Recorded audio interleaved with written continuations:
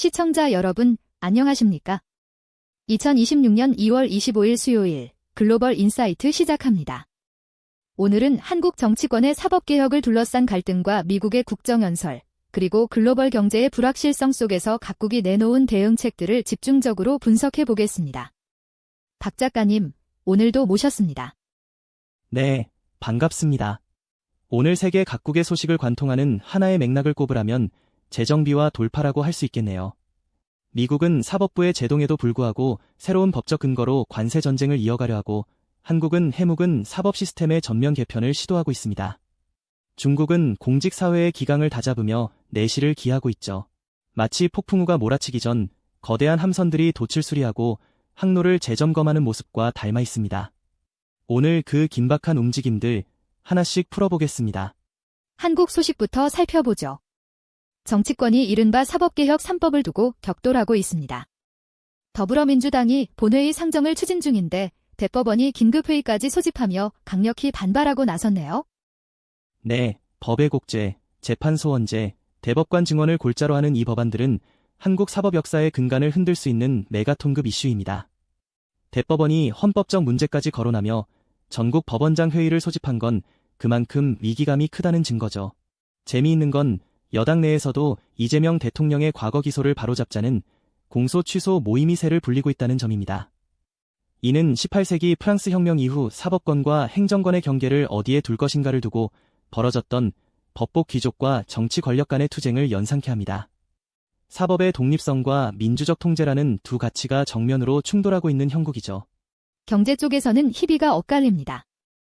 기업들의 경기 전망은 4년 만에 긍정적으로 돌아섰는데 개인들의 채무 불이행은 역대 최고 수준입니다. 그야말로 지표의 역설입니다. 3월 기업 경기 실사지수가 102.7을 기록하며 훈풍이 불고 있는 건 반도체와 자동차 수출 덕분입니다. 하지만 그 이면에는 구신용불량자인 금융채무 불이행자가 93만 5천 명에 육박하는 아픈 현실이 있죠. 2017년 이후 최악인데 이건 코로나19 시기의 부채가 부메랑이 되어 돌아온 겁니다. 국가적으로는 7,600억 원 규모의 제1호 과학기술혁 신펀드를 출범시켜 미래 산업에 투자하고 있지만 당장 내수시장의 밑바닥은 부채의 늪에 빠져있는 셈입니다. 거시지표는 화려한데 미시경제는 멍들고 있는 이 양극화 현상이 앞으로 이재명 정부의 가장 큰 숙제가 될 것입니다. 사회 소식으로는 날씨와 지역 축제 소식이 있네요. 충청과 경상 지역의 대설 위기 경보가 내려졌습니다. 네, 행정안전부가 주의 단계를 가동했습니다. 겨울의 끝자락에서 만나는 대설은 늘 피해가 크기 마련이라 주의가 필요합니다. 반면 따뜻한 소식도 있는데 양평의 산나물 축제가 대한민국 축제 콘텐츠 대상에서 3년 연속 경제 부문 대상을 받았습니다. 수원시도 수원 방문의 해를 선포하며 글로벌 관광도시로의 도약을 선언했죠. 역사적으로 보면 지역의 축제는 공동체를 결속시키고 경제를 활성화하는 아고라 역할을 해왔습니다.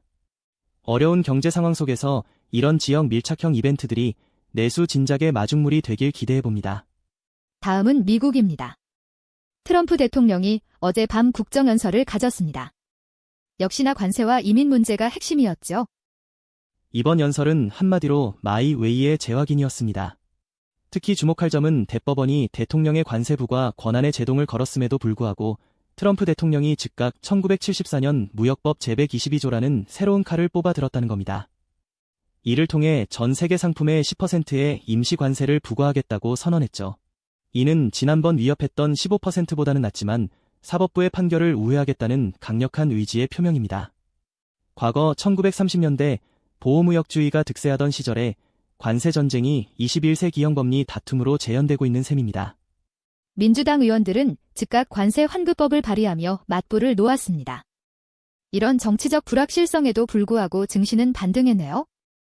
아이러니컬하게도 시장은 인공지능 낙관론에 베팅했습니다. AMD가 메타에 인공지능 칩을 공급한다는 소식에 주가가 10%나 급등하며 시장을 견인했죠. 특히 미 에너지부가 인공지능을 통한 혁신 가속화 과제인 제네시스 미션을 발표한 것도 한몫했습니다. 자본시장은 정치적 소음보다 기술의 실질적 진보에 더 민감하게 반응하고 있는 겁니다. 여기에 미국 증시가 24시간 5일 거래체제로 전환을 추진하고 있다는 점도 눈여겨봐야 합니다. 이제 자본은 잠들지 않는 시대로 완전히 진입하고 있습니다. 하지만 북동부 지역은 겨울 폭풍 헤르난도로 인한 피해가 막심합니다. 네, 안타깝게도 최소 6명의 사망자가 확인됐고 뉴욕과 뉴잉글랜드 일대에 비상사태가 유지되고 있습니다. 최대 90cm의 폭설이 내렸는데 이는 자연의 힘 앞에서 인간의 기술이 얼마나 무력한지를 보여주는 사례이기도 하죠. 사회적으로는 백신 의무화로 해고됐던 해안경 비대원들의 복직 소식이 들려오며 개인의 자유에 대한 논쟁이 일단락되는 분위기입니다. 흑인 역사의 달을 맞아 곳곳에서 문화 행사가 열리는 모습은 갈등 속에서도 다양성을 존중하려는 미국의 저력을 보여주는 대목입니다.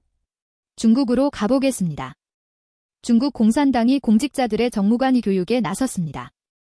기강 잡기가 한창이군요.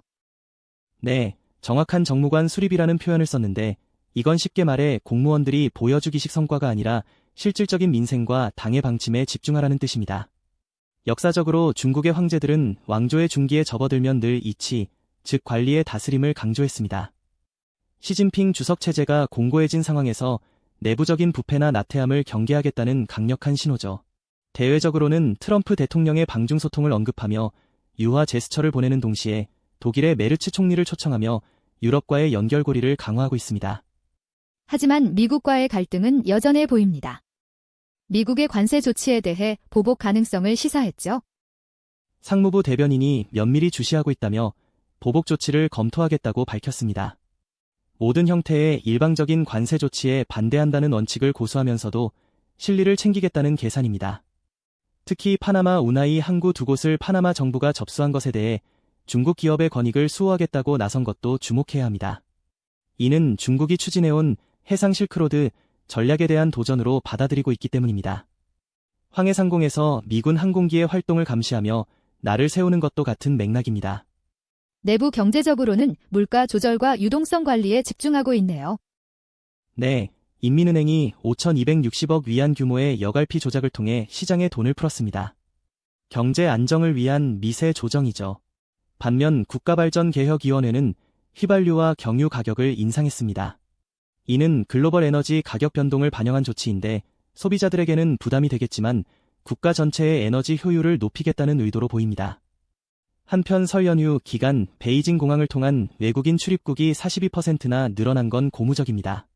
비자 면제 정책이 효과를 거두고 있는 건데 중국이 기술과 자본의 장벽은 높이되 인적 교류의 문턱은 낮추려는 이중 전략을 쓰고 있음을 알 수 있습니다. 일본 소식입니다. 고이치 사나에 총리가 취임 후 첫 시정방침 연설에 대한 국회 질문에 답했습니다. 적극 재정을 강조했군요. 네, 고이치 총리의 색깔이 명확히 드러났습니다. 강력한 경제를 위해 돈을 풀겠다는 건데 특히 눈길을 끄는 건 식료품에 대한 소비세 제로 정책입니다. 일본에서 소비세는 정치 생명을 걸어야 할 만큼 민감한 주제입니다. 1980년대 후반 도입 이후 인상할 때마다 정권이 흔들렸던 역사가 있거든요. 그런데 이걸 아예 없애겠다는 건 서민 경제를 확실히 잡겠다는 포퓰리즘적 성격과 경기 부양이라는 두 마리 토끼를 노린 승부수입니다. 강한 일본을 위해 방위력과 외교력을 강화하겠다는 의지도 재확인했습니다. 경제 지표 면에서는 완만한 성장이 예상되지만 기술적인 과제도 지적됐습니다. 다이와 종합연구소가 올해 경제 성장률을 0.8%로 내다봤습니다. 임금 인상이 이어지고는 있지만 미중 갈등이라는 대외 변수가 리스크라는 분석이죠. 재미있는 연구 결과도 있는데 NTT 도코모가 분석해보니 일본 기업들의 소프트웨어 보안 실행률이 17.5%에 불과하다고 합니다.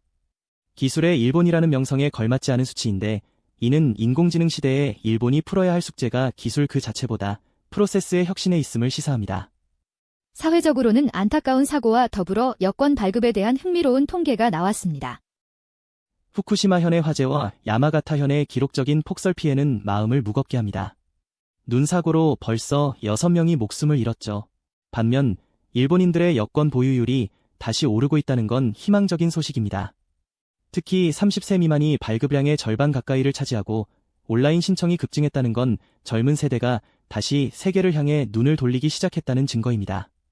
오랜 침체기를 지나 일본의 젊은 층이 다시 바다 너머를 꿈꾸기 시작했다는 건 일본 사회에 새로운 활력이 돌고 있다는 신호로 볼 수 있습니다.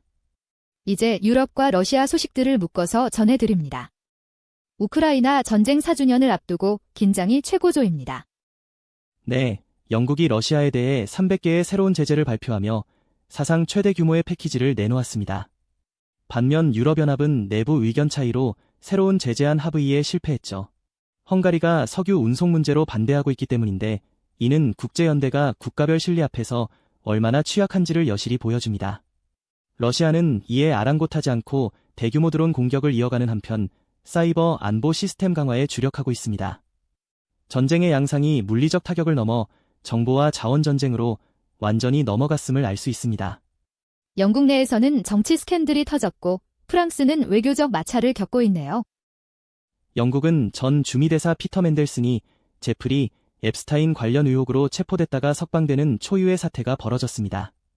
앤드류 왕자에 이어 고위 공직자까지 연루된 이 스캔들은 영국 상류층의 도덕성에 치명타를 입혔습니다. 프랑스는 미국의 내정 간섭 문제로 주미대사가 소환 통보를 받는 등 외교적 잡음이 있었지만 다행히 전화통화로 진화에 나섰습니다. 내부적으로는 신칼레도니아의 자치권을 강화하는 헌법 개정안을 제출하며 식민 지배의 유산을 털어내려는 노력을 하고 있습니다. 독일은 총리가 직접 중국을 방문하며 실리 외교에 나섰습니다. 프리드리히 메르츠 총리가 시진핑 주석을 만나 경제 협력을 논의하고 있습니다. 독일 경제의 핵심인 자동차 수출이 3분의 1이나 급감한 위기 상황을 돌파하기 위한 고육지책이죠. 동시에 독일 사회 내부적으로는 기후변화와 양극화로 인한 사회적 균열이 심화되고 있다는 연구 결과가 나와 우려를 자낳고 있습니다. 서비스 노조의 파업 예고까지 겹쳐 메르츠 정부는 대외적 경제 외교와 대내적 사회 통합이라는 이중고를 겪고 있는 셈입니다. 오늘 전 세계 뉴스를 정리해보니 마치 거친 파도 속에서도 각자의 나침반을 믿고 나아가는 항해자들 같습니다. 누구는 돛을 높여 정면 돌파를 선택하고 누구는 잠시 닻을 내리고 내부를 점검하죠. 중요한 건 이 혼란 속에서도 기술 혁신과 민생이라는 두 기둥은 결코 놓치지 않으려 한다는 점입니다. 결국 역사는 더 나은 대안을 찾는 사람들의 손에 의해 기록된다는 사실을 다시 한번 확인하게 됩니다. 네, 변화의 물결이 거세지만 그 안에서 우리만의 중심을 잡는 것이 무엇보다 중요한 때인 것 같습니다. 오늘 전해드린 소식들이 여러분의 눈과 귀가 되어 드렸기를 바랍니다. 평온하고 따뜻한 저녁 보내시길 바라며 저희는 여기서 인사드리겠습니다. 고맙습니다. 감사합니다. 좋은 하루 보내십시오.